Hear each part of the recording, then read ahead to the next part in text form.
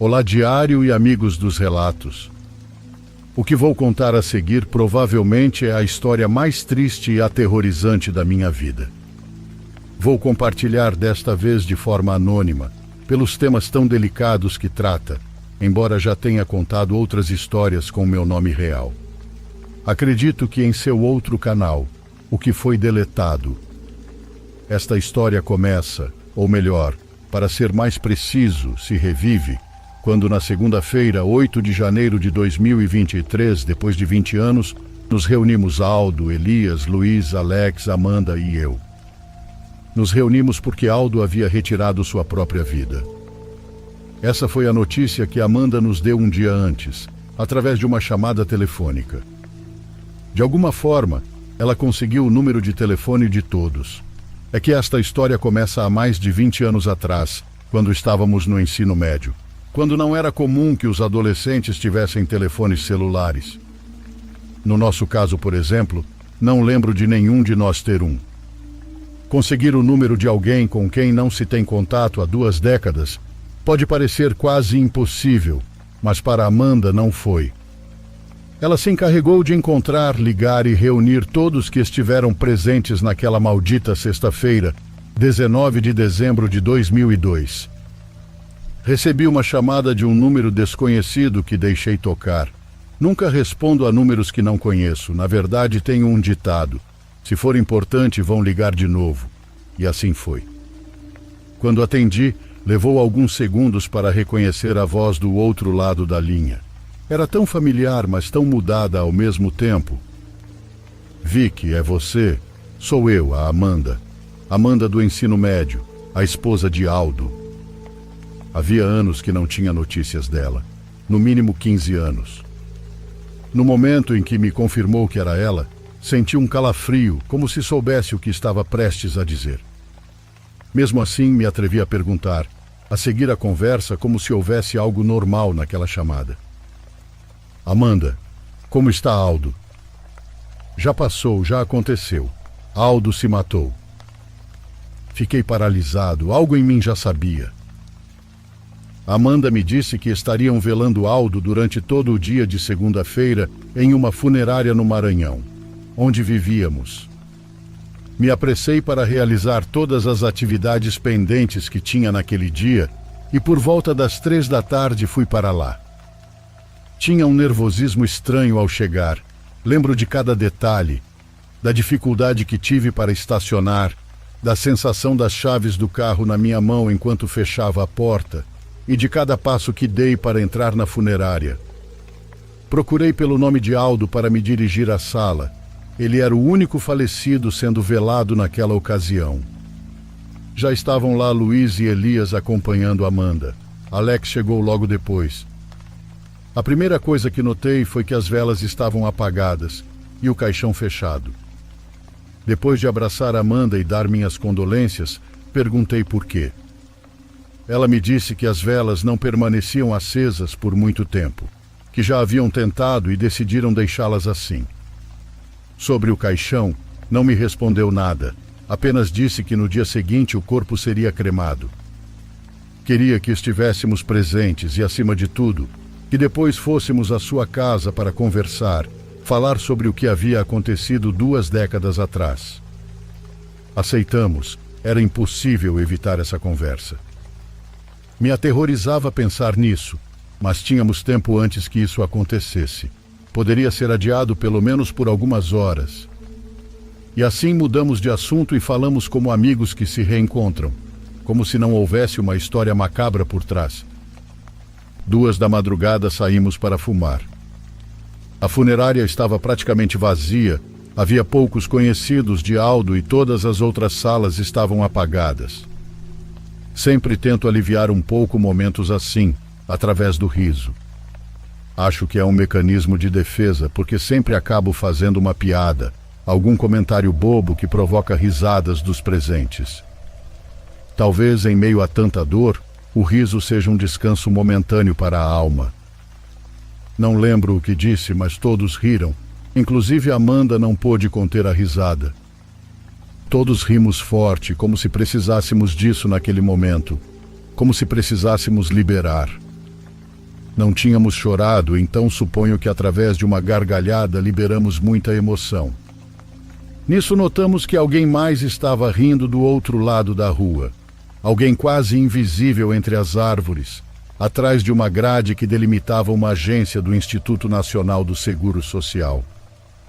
Alguém ou algo estava rindo conosco.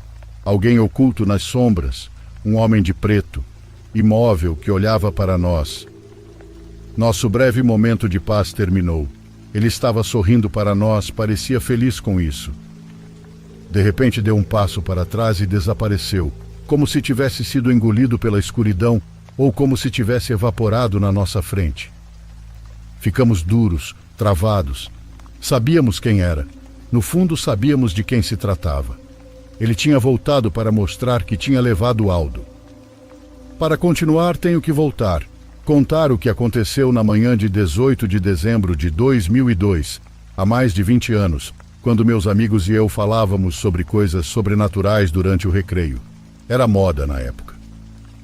Estávamos no primeiro ano do ensino médio, a 2 dias das férias. E sabíamos que Aldo iria mudar de escola, que nossa amizade, como conhecíamos, pelo menos nessa fase, estava chegando ao fim. Pensamos que seria interessante conseguir um tabuleiro Ouija para brincar, ter uma experiência, uma história em comum para lembrar juntos se algum dia nos reencontrássemos. Nos propusemos a investigar com conhecidos sobre o assunto. Combinamos de reunir todas as informações possíveis e fazer direito. Queríamos buscar todos os elementos que precisássemos para que realmente funcionasse, para que falássemos com algo. Ainda lembro de tudo que mencionamos na sexta-feira, no recreio. Precisávamos conseguir velas pretas para colocar em cada canto do tabuleiro, um copo de água, um prato com sal e selar o tabuleiro com sangue dos participantes na sessão. Não era nada surreal, nos disseram que bastaria furar um dedo e colocar no tabuleiro. Enfim, já podem imaginar tudo o que tivemos que procurar. Ao sair da escola, nos reunimos e fomos comprar o tabuleiro e os ingredientes que precisaríamos. Só faltava uma coisa importante: o local onde poderíamos brincar sem que ninguém nos incomodasse. Elias se lembrou de uma construção grande parada atrás da casa dele. Não era nada assombrado, apenas uma construção parada por falta de dinheiro.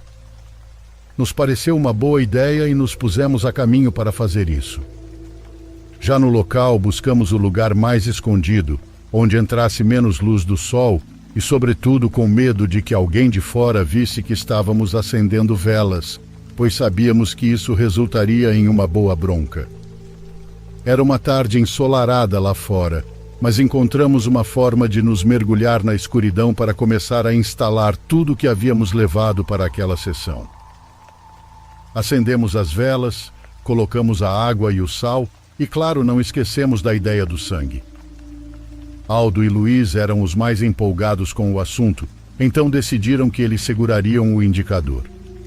Amanda, Elias, Alex e eu formaríamos uma espécie de círculo ao redor, segurando as mãos, e então começamos com as perguntas. Há alguém aí? Sim. Quer jogar com a gente? Qual é o seu nome? ALRAST. Todos nós nos viramos. Isso não parecia um nome. Aldo estava rindo. Ele era extremamente cético e dizia como podíamos acreditar naquilo, que era claro que Luiz quem estava movendo o ponteiro. No entanto, a expressão de terror em Luiz indicava que não era o caso. À medida que as perguntas avançavam, fomos conhecendo aquilo com quem falávamos. Nos disse que era um feiticeiro, que morreu queimado em 1749, no que hoje é a Arábia Saudita. Seu nome era Al-Rast. Em algum momento ele nos propôs algo. Disse que para que acreditássemos em sua existência e em seu poder, poderia fazer com que qualquer um de nós gozasse dos luxos que sempre desejamos. Aldo, querendo parecer o único que não acreditava, disse que aceitava. Quero tudo o que alguém pode desejar para ser feliz. Te dou o que você quiser em troca. A tábua então apontou para o número 20. Depois soletrou a palavra anos. Aldo disse que sim, sem nem entender o que significava. Naquele momento, um barulho muito forte soou lá de fora. Todos nós se soltamos pulando de susto, e eu vi algo mais, apenas iluminado pela luz das velas. Havia algo conosco, algo que havia chegado para não ir embora jamais. Terminamos a sessão e saímos da tábua. Aquela tarde ensolarada havia se nublado e caiu uma chuva que não me lembro de ter visto na previsão do tempo da TV. Com as férias tentamos esquecer o assunto, aquela sessão. E ao começar das aulas, como já sabíamos, Aldo não voltou. Apenas alguns meses depois, soubemos que seu pai conseguiu um emprego muito bom na prefeitura e que não estava ruim. E bem, embora Aldo nunca tivesse carências, no final teve uma vida bastante confortável. Pôde se dar luxos que antes não se permitia. Graças ao novo trabalho, seu pai investiu para abrir vários negócios no ramo de ferragens e construção. Viviam confortavelmente. 4 anos depois, o pai de Aldo adoeceu. Morreu, deixando os negócios para seu filho e sua esposa. Embora não demorasse para que tudo fosse completamente de Aldo, pois sua mãe faleceu poucos meses depois, sem razão aparente. Disseram que foi de tristeza. Tão jovem, Aldo começou a levar uma vida de luxo, carros, casas, terrenos. Ele se afastou dos amigos e mudou. Só manteve contato com Amanda. Os dois sempre se amaram, embora não admitissem. Com o tempo acabaram se casando e não soubemos nada deles por anos, até aquela ligação de janeiro. Dizem que alguém é cético até viver o paranormal na própria pele. E assim Aldo pagou um preço de ter mexido com o oculto, pois suas interações não ficaram somente naquele dia do Ouija. Depois do funeral, da cremação, depois de guardar suas cinzas, nos dirigimos a um apartamento perto do aeroporto. Aldo e Amanda tinham vários que alugavam como parte de tantos negócios.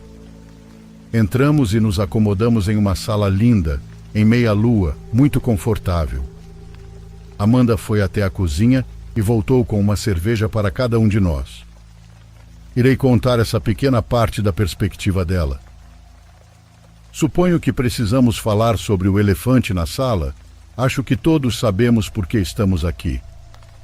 O que invocamos há 20 anos voltou para cobrar aquela dívida. Todos sabíamos o que faria, certo?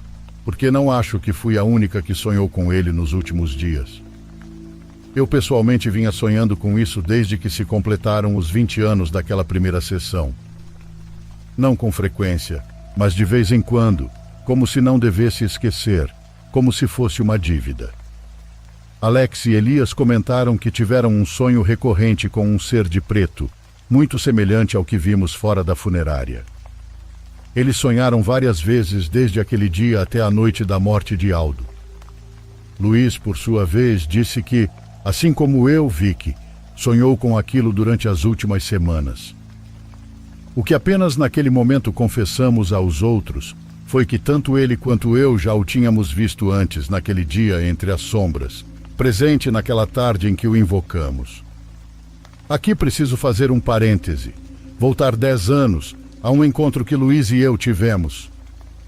Luiz se tornou muito religioso, tanto que em algum momento sentiu o chamado para ser sacerdote. Era particularmente devoto de São Bento, um santo que, como é bem sabido, ajuda e intercede pelas pessoas quando estão em perigo pelo maligno. Luiz e eu sempre soubemos que o que havíamos trazido, o que havíamos deixado livre naquele dia, estava muito perto de nós. Só nós pudemos sentir aquela maldade impressionante, aquela proximidade do mal que jamais poderíamos explicar. Desde aquele dia, pela conversa que tive com Luiz, entendi que ambos nos tornamos mais suscetíveis a fenômenos paranormais, a ver coisas, a sentir presenças. Inclusive a mim, como contei em outro relato, chegaram a grudar entidades. Luiz, por sua vez, sentia-se o tempo todo acompanhado de uma presença. Ela aparecia em seus sonhos, um homem queimado com bolhas latentes que pareciam prestes a explodir a qualquer momento. Com o passar do tempo, ele não apenas o via dormindo, mas refletido nos espelhos atrás dele, como se estivesse vigiando a certa distância, sempre sem fazer nada. sempre imóvel. E é que, lembrem-se, foram ele e Aldo que tinham as mãos sobre o ponteiro. Foram eles que o trouxeram. Acho que por isso se manifestava mais com ele do que comigo. Quando encontrei Luiz, já ordenado, pedi que abençoasse minha medalha de São Bento. Ela tem um sacramental muito poderoso que protege da ação do maligno. As letras que a compõem fazem parte de uma oração muito poderosa para expulsar seres de baixo astral. A medalha tem uma oração e um ritual especial com o qual deve ser abençoada. E, obviamente, deve ser feito por um sacerdote. Luiz o fez. Percebi que ele também a usava. Alguns anos atrás, fiz uma tatuagem da Cruz de São Bento. Quando Luiz a viu, perguntou: "De que você quer se esconder?" E sorriu. "Você já sabe de quê?" Respondi. Naquele dia, ele me disse que na fé encontrou escape para aqueles sonhos, para aquelas visões que o aterrorizavam. Que na oração encontrou paz e que, em grande medida, escapar daquilo foi um grande motivo para dedicar sua vida à religião. Naquele dia, jantamos juntos e não nos vimos mais até agora, acompanhados do resto do grupo. Estando todos juntos reunidos no apartamento de Amanda, ela nos contou tudo sobre os últimos dias de Aldo. Contarei o resto desta história com suas próprias palavras, de sua perspectiva. Tudo parecia ir maravilhosamente bem para a família de Aldo desde que saímos da escola. Tudo foi a favor, mas houve algo estranho. Apareceram marcas misteriosas nas costas dele, como se fossem cicatrizes provocadas por queimaduras. Não deram importância. Foi ao dermatologista e disseram que às vezes a pele perde pigmentação por problemas de estresse, mas que não era algo preocupante. No entanto, que estresse ele poderia ter, se sua família passava pelo melhor momento? Como vocês sabem, eu continuei em contato com Aldo.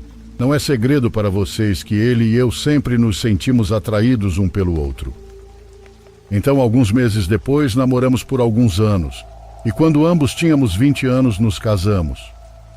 Éramos muito jovens, mas naquele momento, Aldo já era dono dos negócios de seu pai, que morreu quando ele tinha acabado de completar 18 anos. Sua mãe morreu 7 meses depois. No casamento, tivemos uma grande cerimônia, uma grande festa, mas sempre houve algo estranho. Nunca, na presença de Aldo, se conseguia acender uma vela. No dia do nosso casamento, nenhuma vela se acendeu. Não eram velas sagradas ou qualquer coisa do tipo. Eram simples velas aromáticas. Em casa, eu não podia acender velas no meu altar. E agora no velório vocês viram, as velas nunca se mantêm acesas, como se algo não quisesse que uma luz brilhasse para ele. Nunca pudemos ter filhos. Tentamos e tentamos. Fizemos exames. No final, só para ter a certeza de que Aldo era estéril. Quando recebemos essa notícia, sua forma de ser mudou muito. Começou a festejar, a se meter em coisas mais pesadas. Parou de ir para casa e, obviamente, começou a me trair. Eu nunca reclamei. Dizia que não importava, que eu o amava. Mas algo se quebrou quando ele recebeu essa notícia. Não sei. Perder os pais tão jovem, não poder ser pai, a responsabilidade de tudo o que tinha que dirigir, tudo acabou por consumi-lo lentamente, pouco a pouco. Não sei como aguentamos tanto. Em agosto do ano passado, nos divorciamos. É por isso que este apartamento está mobiliado. Aqui vim morar depois que me separei. Aguentei tudo. Aguentei muito, mas é que realmente o amava. Quando nos separamos, ele diminuiu muito as festas. Parecia mais tranquilo, dizia que me perder lhe abriu os olhos e que queria outra chance. Eu disse que continuaria vivendo no apartamento e que queria vê-lo bem, mas que não voltaria para o seu lado até ver que realmente estava mudando. Ele me deixou umas chaves de sua casa e disse que em algum momento eu iria precisar delas, e sem pensar muito, as guardei no meu casaco. Passaram-se meses e ele parecia melhor a cada vez. Achei que era a luz no fim do túnel. Mas não. Chegou aquele dia. Aldo me acordou com uma ligação às 3 da manhã. Disse que algo o havia despertado. Uma voz rouca no ouvido. Ele acordou assustado. Viu a sombra de alguém saindo correndo de seu quarto para a sala.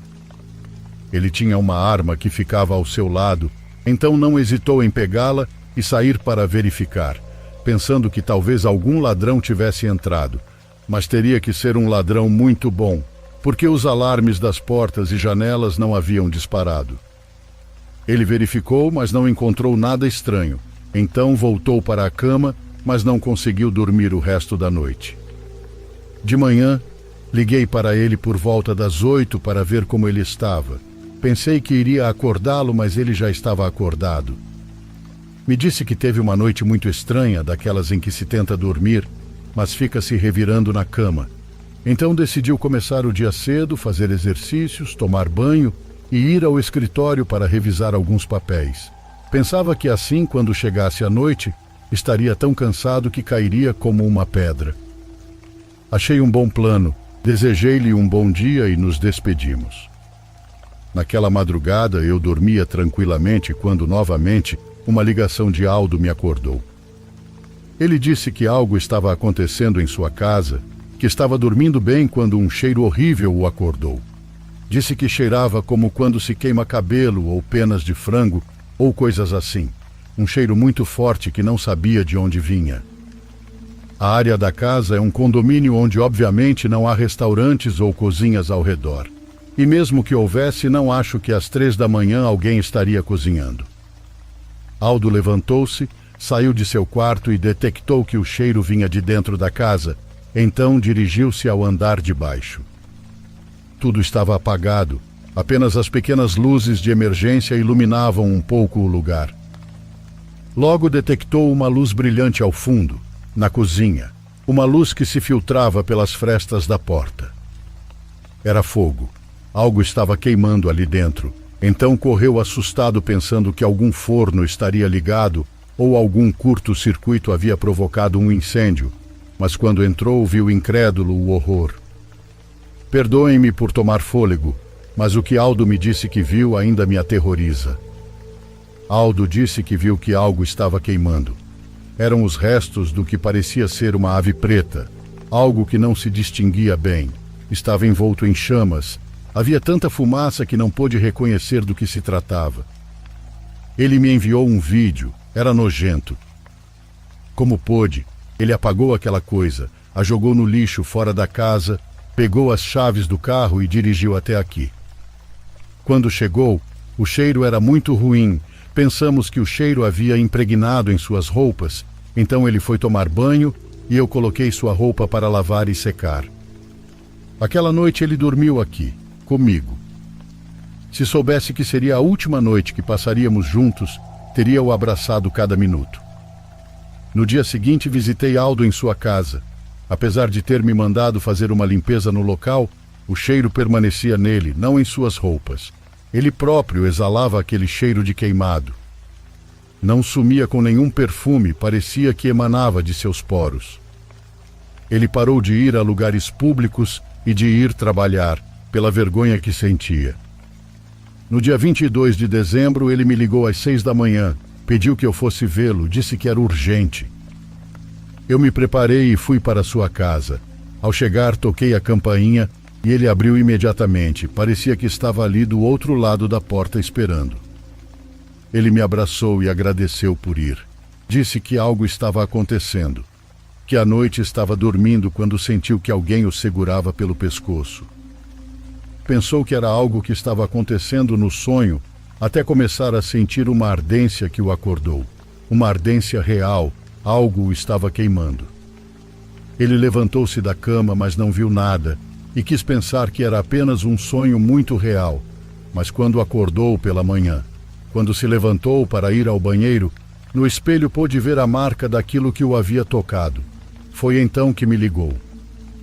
Lembro-me muito bem do que ele disse, do medo em sua voz.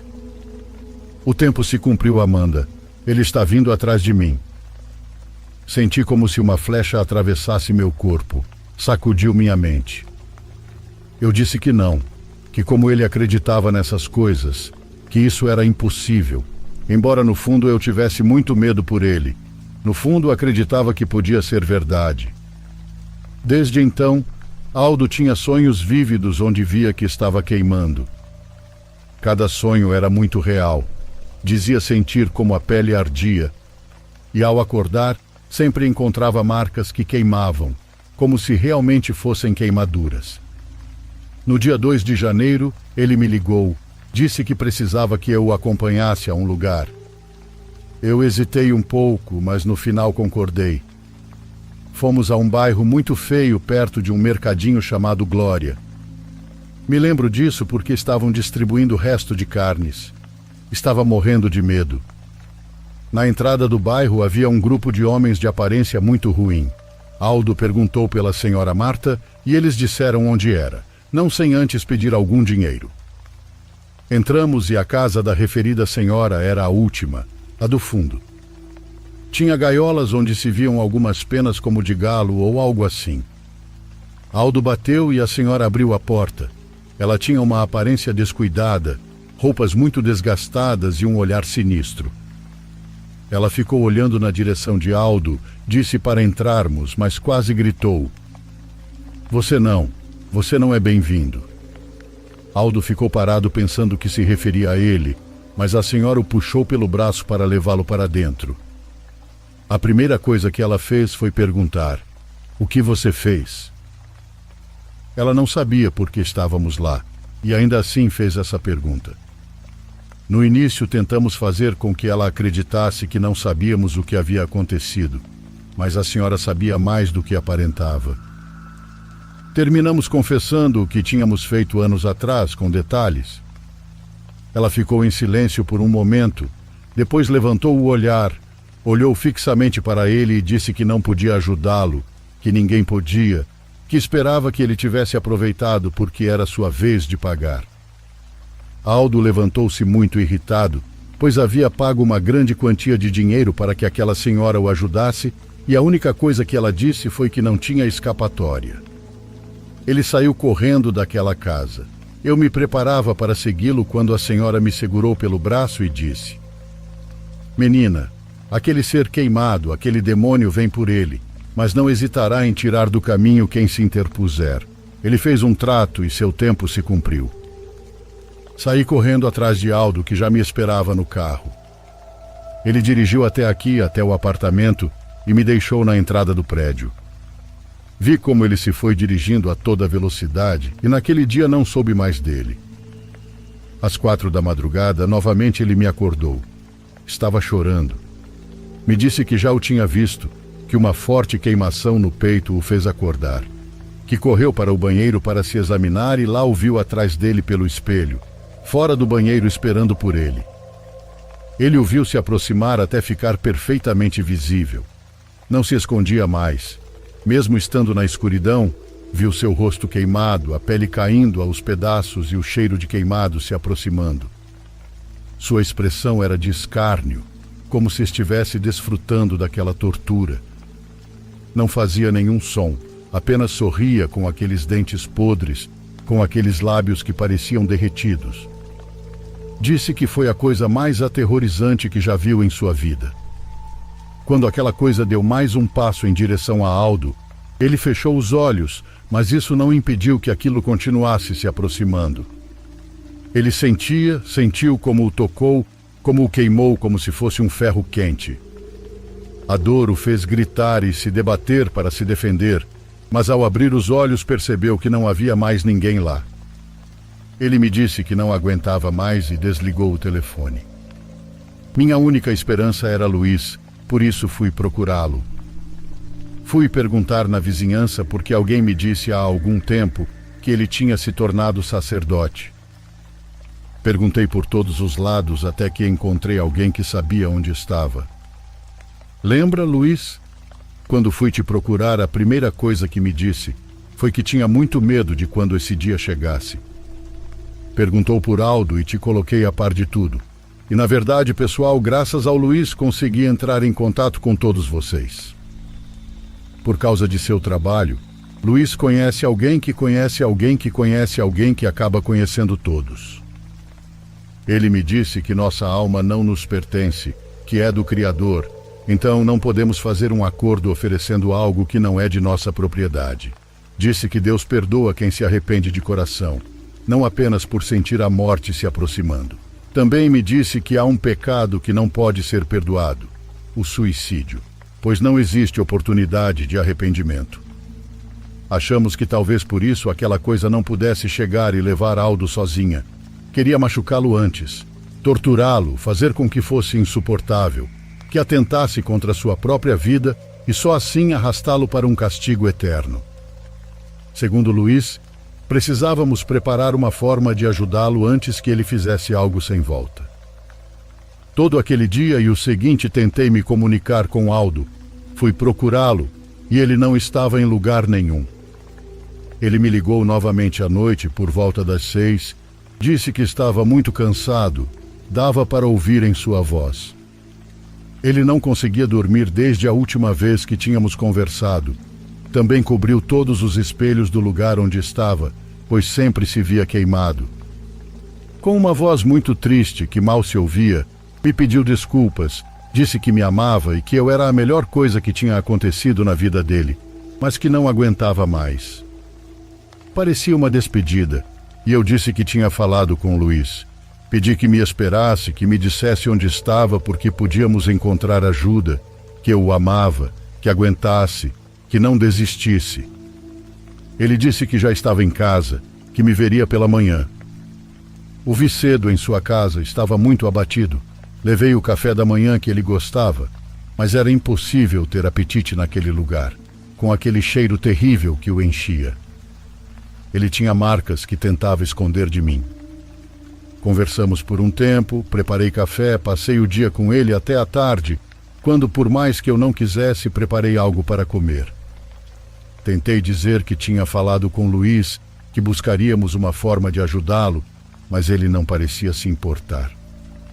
Quando começou a escurecer, me pediu para ir embora, disse que precisava ficar sozinho, que nos veríamos em breve e que esperava estar melhor, mais forte. Ele segurou minhas mãos e as beijou, disse que era hora de eu ir, que agradecia por tudo. No dia seguinte, Luiz me ligou logo de manhã para dizer que estava preparando tudo, que precisávamos levar Aldo a uma igreja em uma cidade próxima.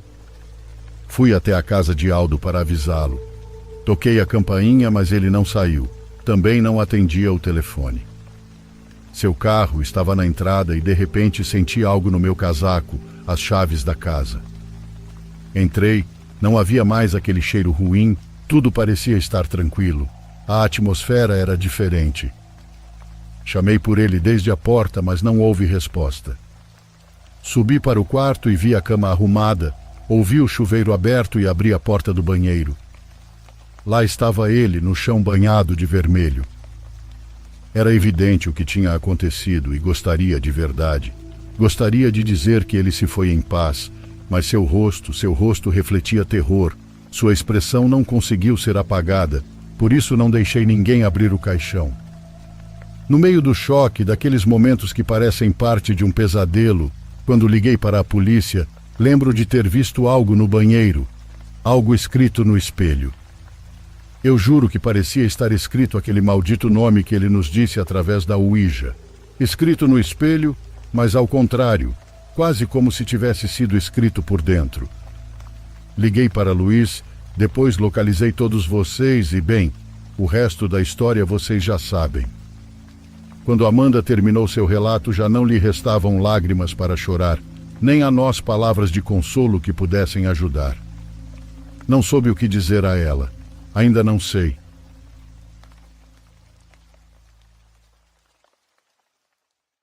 Por favor, curta e se inscreva se você estiver gostando. Agora continuamos.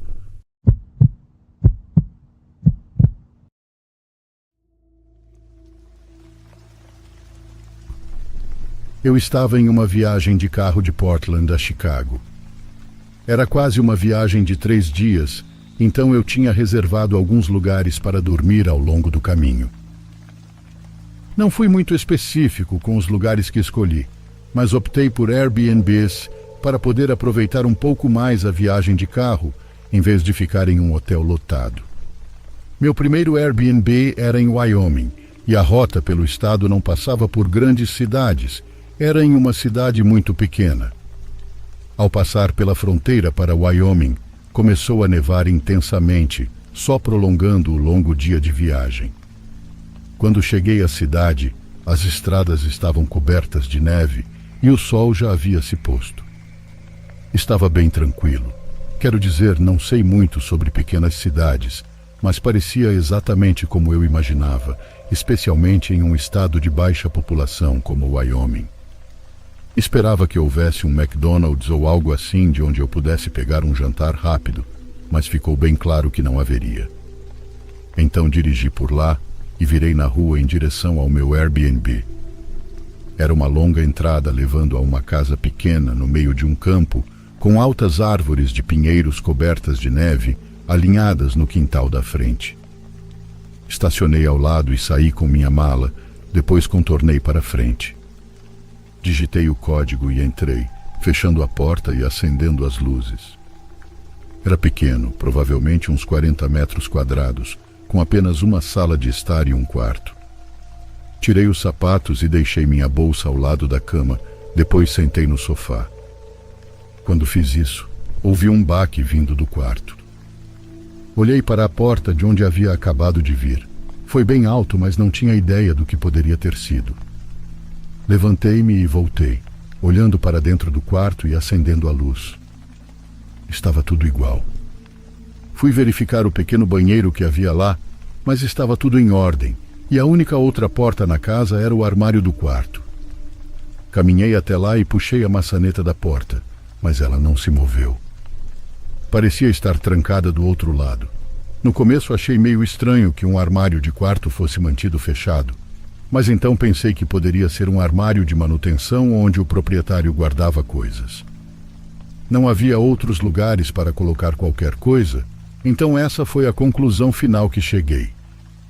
Voltei para a sala de estar e descansei os olhos no sofá enquanto pensava no meu plano para o dia seguinte.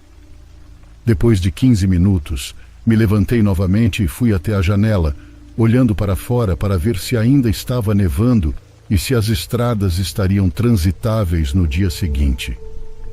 Estava assustadoramente escuro lá fora, sem luzes da cidade visíveis por trás das altas árvores de pinheiro e ainda estava nevando bastante. Fechei as persianas e voltei para o sofá, mas vi uma sombra se mover no quarto. Era lenta e suave, como a sombra de uma porta se abrindo ou fechando. Comecei a andar naquela direção, ouvindo enquanto me aproximava da porta e olhava para dentro do quarto. Tudo estava no lugar e nada parecia ter causado a sombra que vi, mas eu sabia que tinha visto algo se mover lá dentro. Continuei olhando ao redor até que meus olhos voltaram para o armário. Ainda estava fechado, mas algo me deu uma sensação desconfortável sobre isso. Me aproximei e peguei a maçaneta, e ela abriu facilmente. Não estava mais trancada, e dentro não havia nada. Era apenas um armário pequeno e vazio. Antes que eu pudesse processar tudo e tentar juntar as peças, ouvi alguém atrás de mim. Quando me virei, um homem grande estava parado na porta do banheiro. Parecia machucado e cansado. Além disso, estava todo sujo de sangue e com arranhões e cortes por todo o rosto, e enquanto eu o encarava, ele nem parecia se importar. Ele entrou no quarto e se ajoelhou, pegando uma bolsa suja debaixo da cama. O homem então se levantou e nem mesmo me olhou enquanto saía lentamente do quarto e da casa. Corri até lá e vi ele seguindo pela neve até estar além das luzes da casa. Tentei envolver a polícia, mas depois de dar minha descrição, eles só conversaram com o proprietário do Airbnb. Depois de sair da cidade, não obtive mais informações. Acho que é mais provável que ele estivesse apenas usando o lugar para dormir ou algo assim. Mas a maneira como ele parecia faz com que eu questione isso. Nem consigo pensar no que poderia ter acontecido se eu tivesse ido direto para a cama naquela noite com o homem se escondendo no armário a poucos centímetros de mim.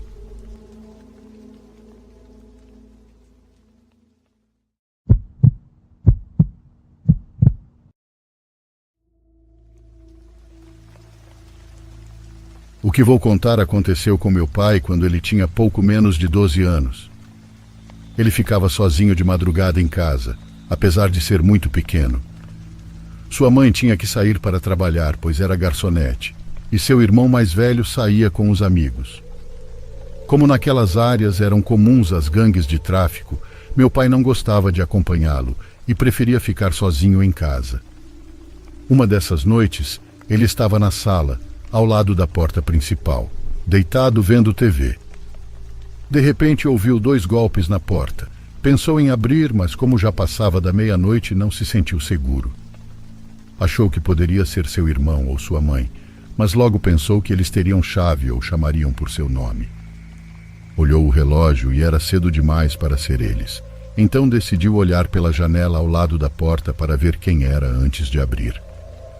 Quando se aproximou da janela, não viu ninguém e voltou a se deitar, pensando que a pessoa havia ido embora.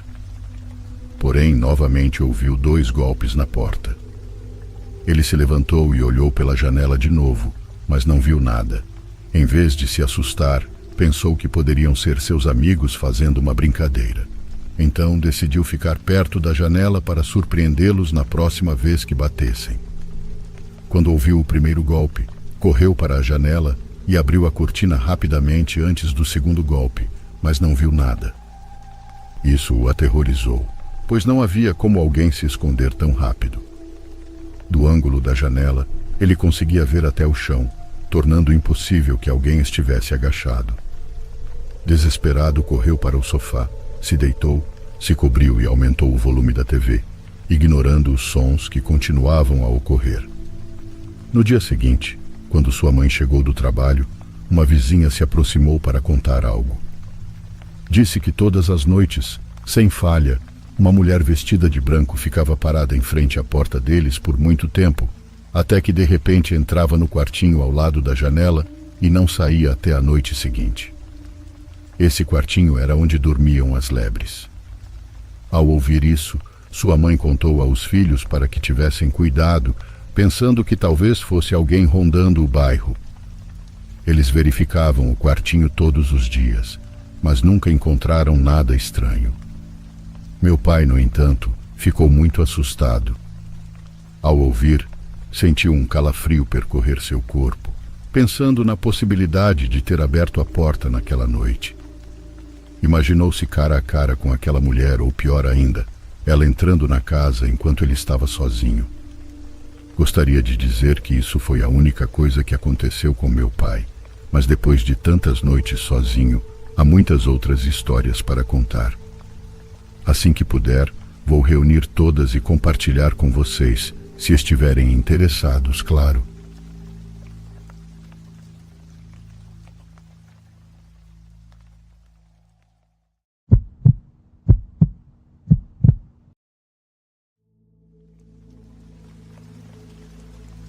O Walmart em que eu trabalhava ficava aberto 24 horas naquela época. Devido ao horário escolar do meu filho, eu trabalhava no turno da noite para poder estar disponível para levá-lo e buscá-lo. Eu fazia o turno das 22 horas às 7 durante toda a semana. Durante o dia eu dormia, cuidava do meu filho e trabalhava em um segundo emprego alguns dias. Eu estava muito exausta nessa época da minha vida. Não foi um período fácil. Eu precisava fazer o que podia para pagar o aluguel. Se o Walmart era um dos maiores, era um supercenter, então tinha de tudo. Era um dos poucos abertos 24 horas por aqui. Acho que a Covid mudou isso. Quando cheguei lá por volta das 22 horas, numa noite fria, ainda havia uma quantidade razoável de clientes na loja. Muitas pessoas vinham fazer compras tarde da noite. À medida que as horas se passavam, é claro, o movimento diminuía tremendamente.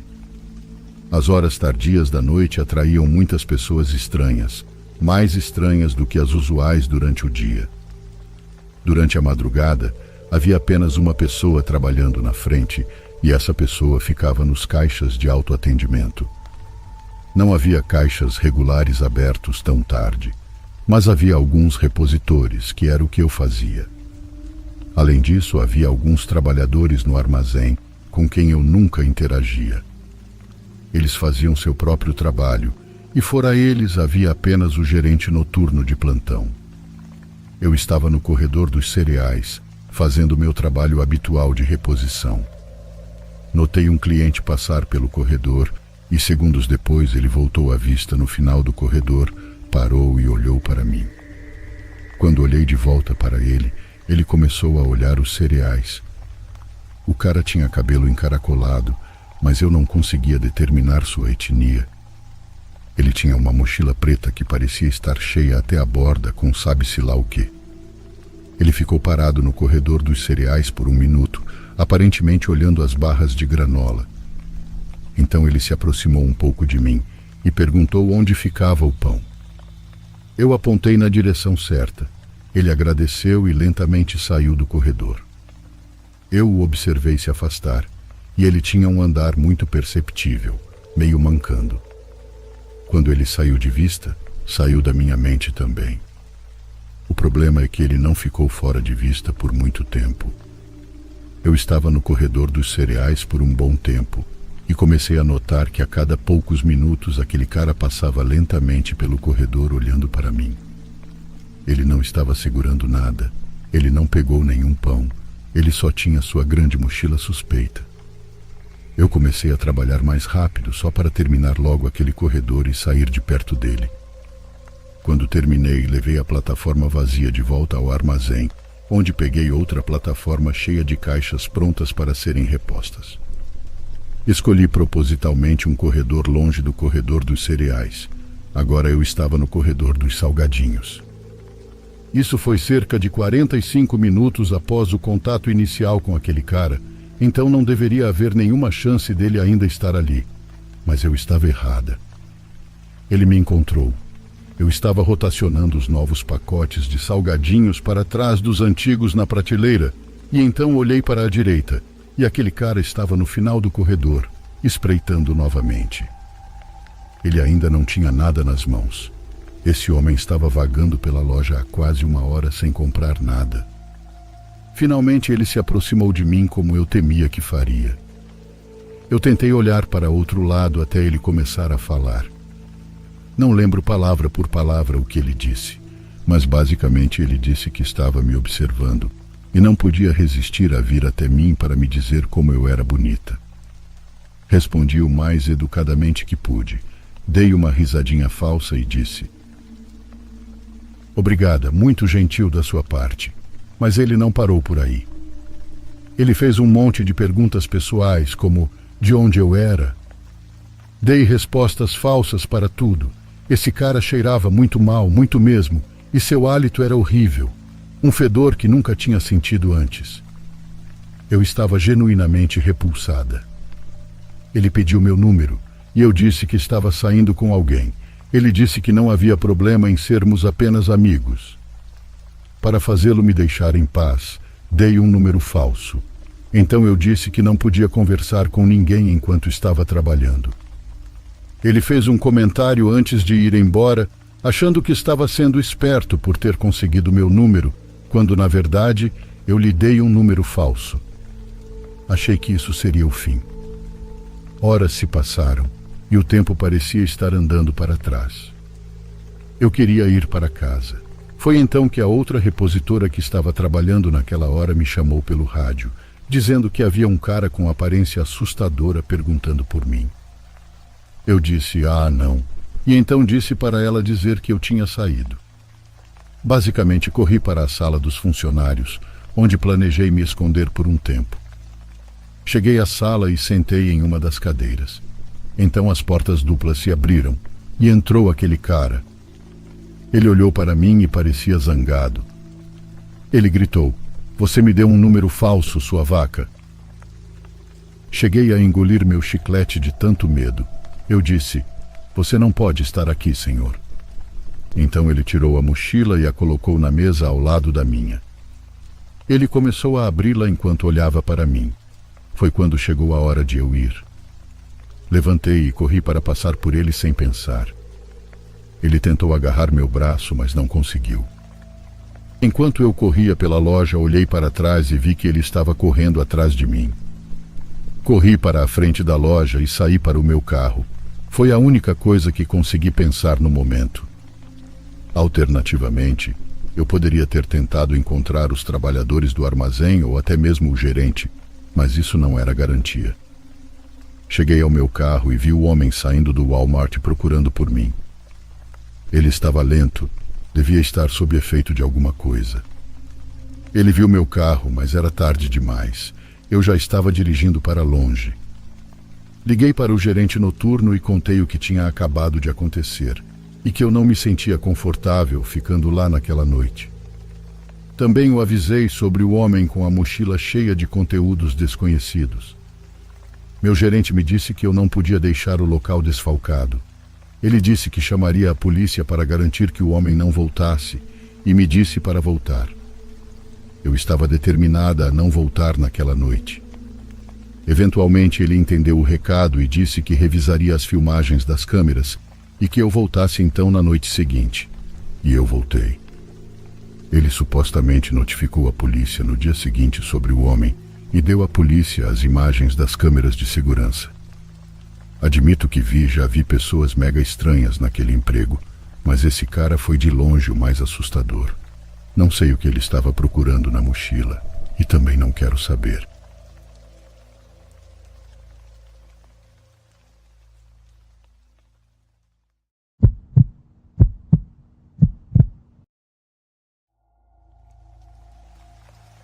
Esta é uma das muitas histórias aterrorizantes que tenho, mas esta em especial eu considero 100% paranormal, por isso me animei a contá-la.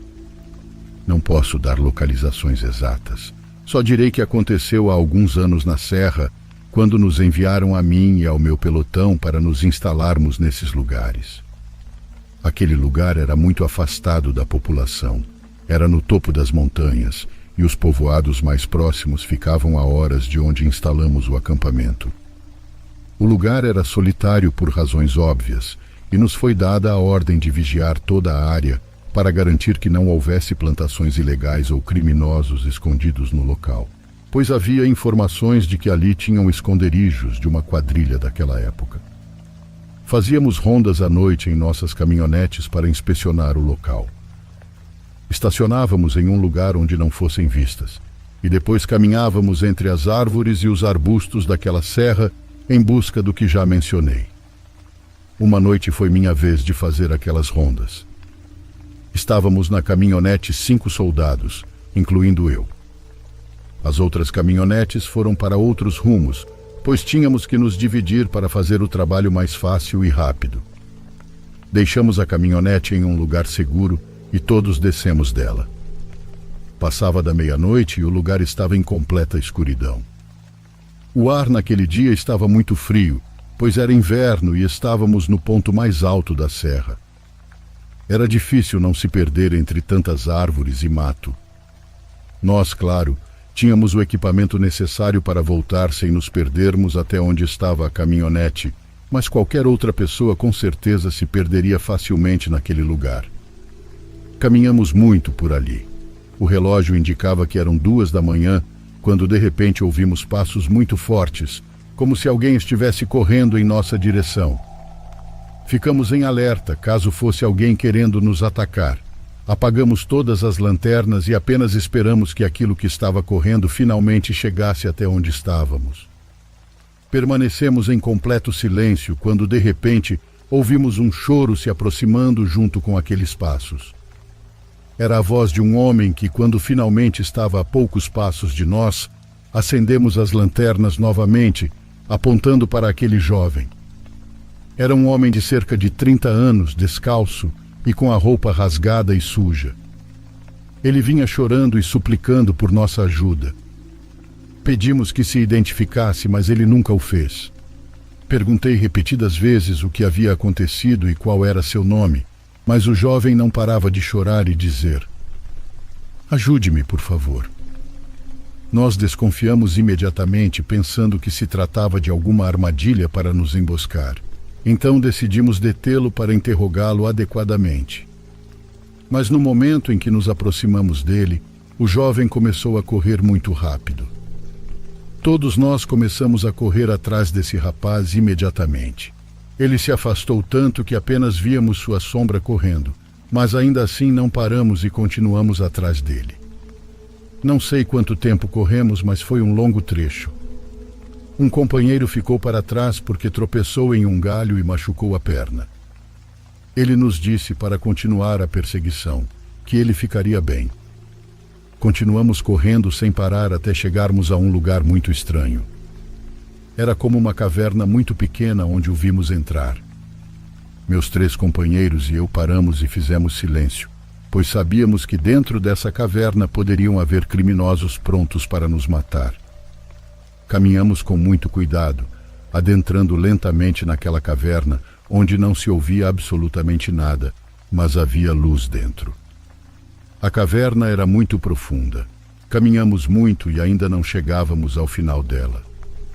Nem sequer tivemos que acender nossas lanternas, pois a caverna estava muito bem iluminada pelo que pareciam ser velas. Continuamos caminhando quando de repente vimos algo ao longe, jogado no chão, e ao nos aproximarmos percebemos que era um corpo, mas não havia apenas isso. Ficamos completamente, não digo assustados, mas espantados quando ao olhar ao nosso redor vimos um monte de estátuas diabólicas, todas rodeadas de muitas velas e cartas escritas.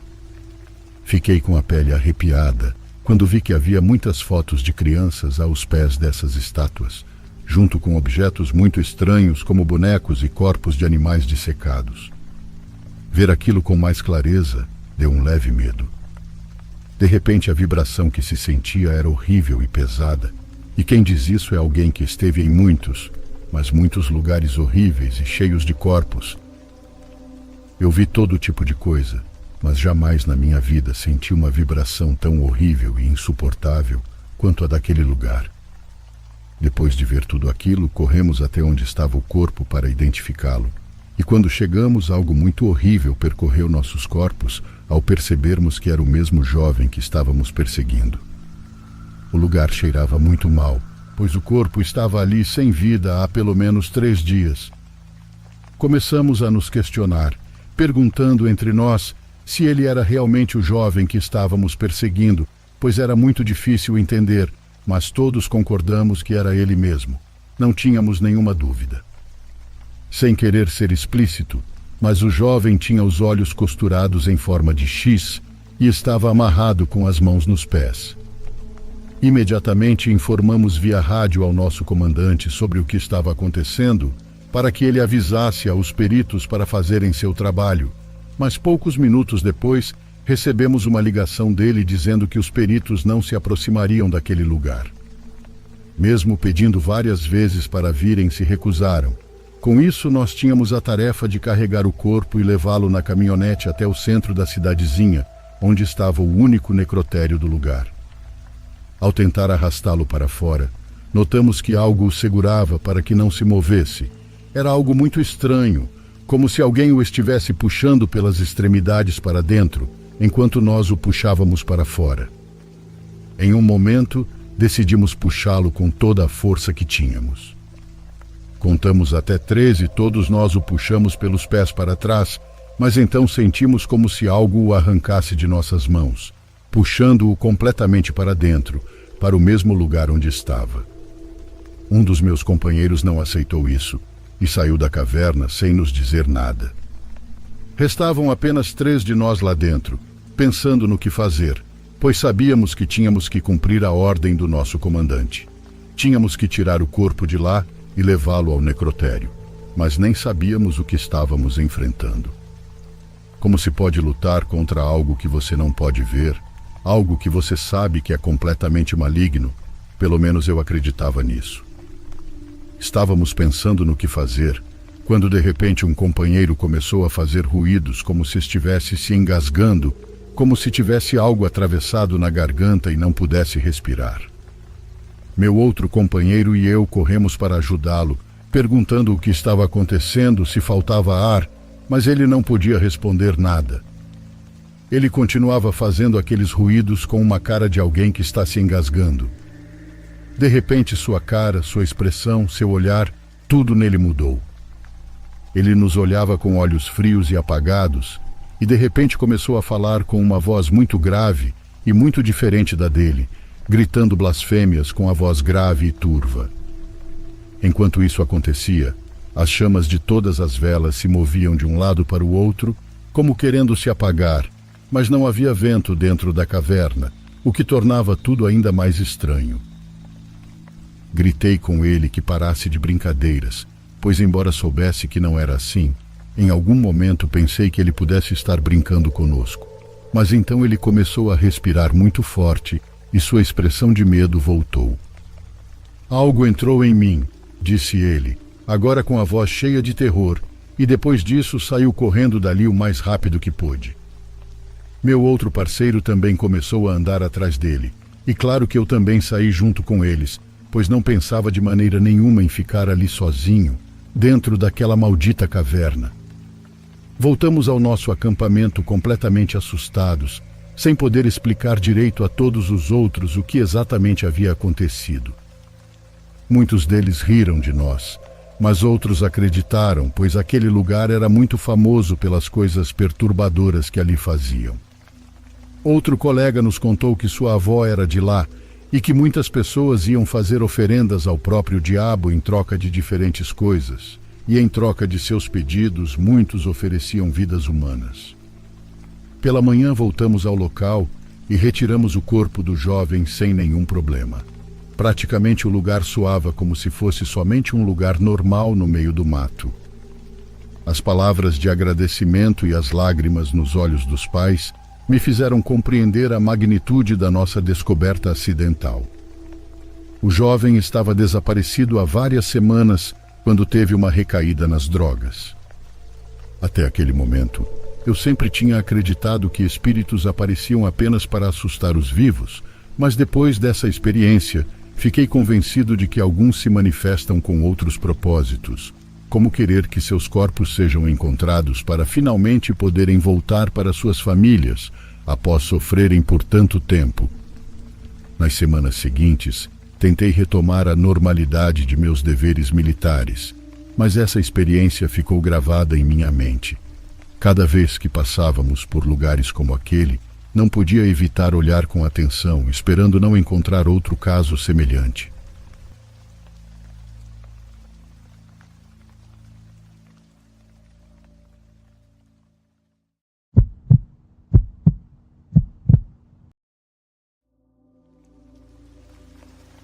Me chamo Carlos. Trabalho dirigindo um ônibus que faz a última rota da noite em uma área com zonas pouco habitadas. O trabalho geralmente é tranquilo porque a essa hora quase ninguém sobe. As autoridades insistem em manter a rota ativa, embora de qualquer forma eu prefira dirigir à noite porque não há trânsito. Dirigir no meio do nada durante a noite me levou a presenciar coisas estranhas, mas nada me inquietou tanto quanto as pessoas que caminham à beira da estrada, longe de qualquer assentamento. Vi a primeira pessoa quando eu estava começando nesta rota. Eu dirigia o ônibus e vi uma mulher com um vestido azul caminhando pelo lado da estrada, sob a luz da lua. Estávamos em um trecho isolado, a quilômetros de qualquer lugar, e eu era o primeiro veículo que ela via desde o anoitecer. Ela não tirou os olhos de mim e continuou caminhando com uma expressão vazia no rosto. Buzinei e ela continuou a me olhar. Pensei que deveria haver algum acampamento próximo e continuei dirigindo. Nem sempre vejo essas pessoas, mas quando aparecem é como se surgissem do nada. Parece que nunca estão lá durante o dia. Uma vez que você sabe que estão lá, começa a notá-las quando dirige longe da civilização, na completa escuridão. Alguns motoristas os chamam de vagantes da noite, mas eu os chamo de caminhantes, porque sempre estão caminhando em direção a algum lugar.